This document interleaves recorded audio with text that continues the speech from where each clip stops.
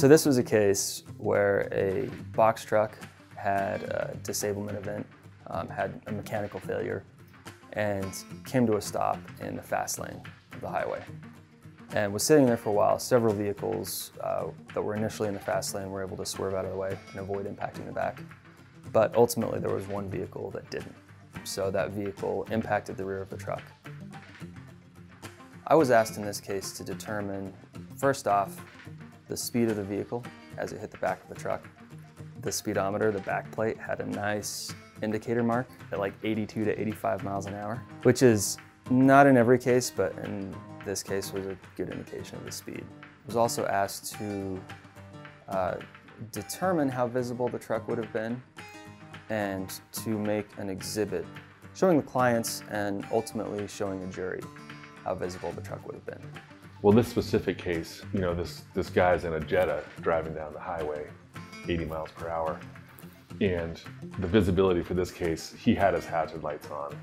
If he didn't have his lights on, it'd be a totally different case because I don't think he'd be able to see the truck until just a few hundred feet away. But because he had his lights on, there's plenty of time to react to this.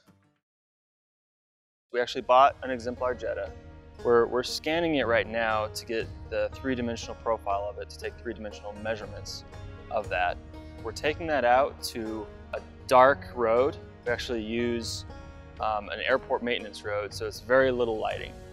We took that truck out to Front Range Airport and we got an exemplar vehicle. We set that up and then we set cones up every 100 feet. And then from inside the exemplar, we take photographs at each cone. And what we're doing is we're looking at the back of that truck from inside the Jetta at different distances to determine when the driver could have seen the box truck on the roadway based on the headlights of the Jetta. Ideally, you would want to take a jury out to the scene just so they could see how dark it is and what the vehicle looks like, which, you know, that's just not an option. So you have to have your camera calibrated so that people can understand just exactly what the lighting looks like out there.